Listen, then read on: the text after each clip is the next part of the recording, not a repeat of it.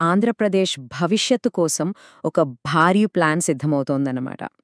రీసెంట్గా జరిగిన ఇన్వెస్ట్మెంట్ సమ్మిట్లో కొన్ని మైండ్ బ్లోయింగ్ నంబర్స్, ప్రాజెక్ట్స్ బయటకొచ్చాయి. అసలు ఈ ప్లాన్స్ వెనుక ఉన్న అసలు కథేంటో గెలిన్ బిర్లిక్తే ఇంజిలేయలేం. సరే, ముందుగా ఒక ప్రశ్నతో మొదలుపెడదాం. 11 ట్రిలియన్ రూపాయలు అంటే 11 లక్షల కోట్ల రూపాయలతో అసలు ఏం కట్టొచ్చు, ఏం చెయ్యొచ్చు? ఊహించుడానికే కొంచెం కష్టంగా ఉంది కదా. ఈ నంబర్ వెనుక ఉన్న అసలు సంగతేంటో ఇప్పుడు చూద్దాం. ఆ నంబర్ ఇదే, 11 లక్షల కోట్ల రూపాయలు. ఆంధ్రప్రదేశ్ ఇన్వెస్ట్మెంట్ సమ్మిట్లో కుదిరిన ఒప్పందాల మొత్తం విలువ ఇది. ఇది జస్ట్ ఒక అంక మాత్రమే కాదు, రాష్ట్ర ఆర్థిక వ్యవస్థ స్వరూపాన్నే మార్చేయగల ఒక పెద్ద అవకాశం.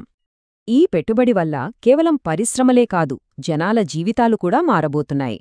ఎందుకంటే దీనివల్ల దాదాపు 13 లక్షల మందికి డైరెక్ట్గా, ఇండైరెక్ట్గా జాబ్స్ వస్తాయని ఒక అంచనా. ఇది రాష్ట్రంలో ఒక అతిపెద్ద ఉద్యోగ కల్పన యజ్ఞం అని చెప్పొచ్చు. మరి ఇంత పెద్ద టార్గెట్ని ఎలా రీచ్ అవుతారు? దీని వెనకాల దాదాపు 400 కంపెనీలతో గవర్నమెంట్ చేసుకున్న అవగాహన ఒప్పందాలున్నాయన్నమాట. ఈ ప్రతి ఒప్పందం కూడా ఈ పెద్ద చిత్రంలో ఒక ముఖ్యమైన పీస్ లాంటిది. ఈ మొత్తం ప్రాసెస్ని ఎలా చెప్పాలంటే ఒక పెద్ద డ్యామ్ కట్టడంతో పోల్చొచ్చు.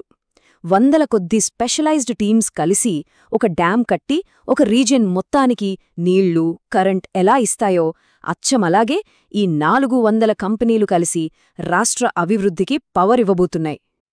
సరే, ఫస్ట్ సెక్షన్లోకి వెళ్దాం. ఇంత డబ్బు అసలు ఎక్కడికి వెళ్తోంది? ఏ రంగాల్లోకి ఇన్వెస్ట్ చేస్తున్నారు? ఈ డెవలప్మెంట్ ప్లాన్ బ్లూ ప్రింట్ ఏంటో ఒకసారి చూద్దాం.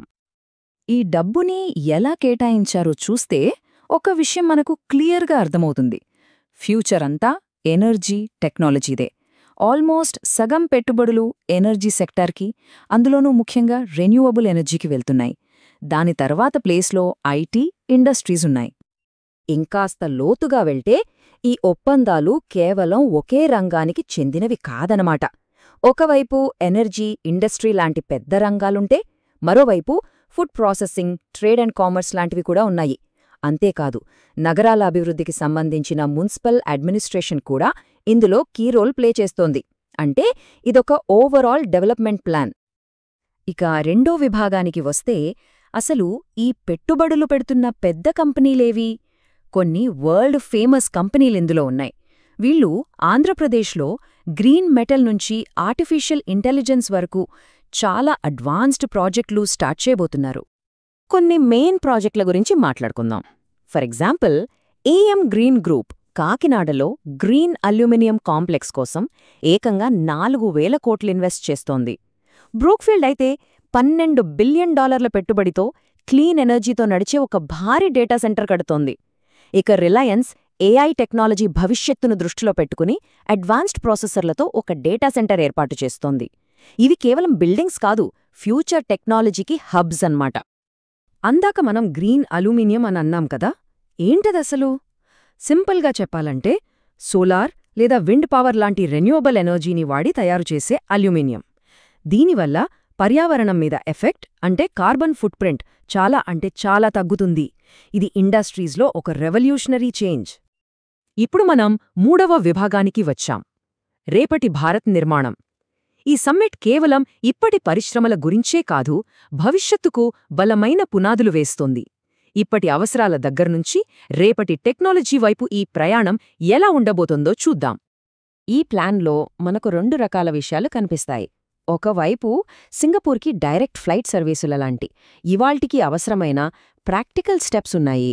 మరోవైపు ఓర్వకల్లులో 300 ఎకరాల డ్రోన్ సిటీ, దేశంలోనే మొట్టమొదటి ట్విన్ స్పేస్ సిటీల లాంటి చాలా పెద్ద ఫ్యూచరిస్టిక్ గోల్స్ ఉన్నాయి. అంటే ఇది ప్రెజెంట్ని, ఫ్యూచర్ని కలిపే ఒక బ్రిడ్జ్ లాంటిది.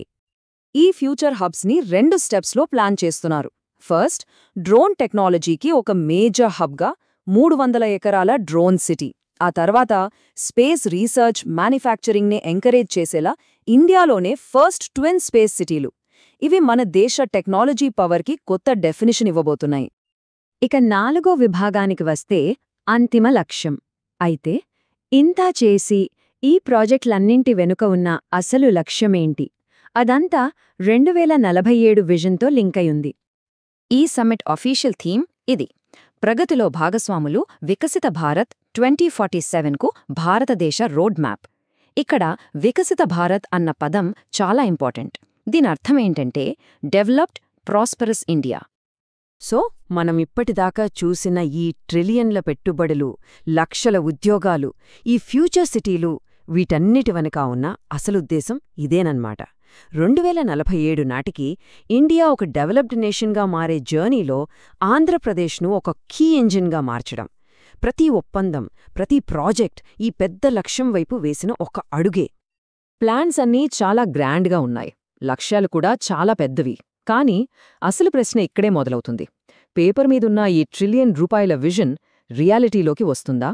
ఈ పార్ట్నర్షిప్స్ నిజంగా ఆంధ్రప్రదేశ్ తలరాతను, ఆ తర్వాత దేశ భవిష్యత్తును మార్చగలవా? దీనికి సమాధానం కాలమే చెప్పాలి.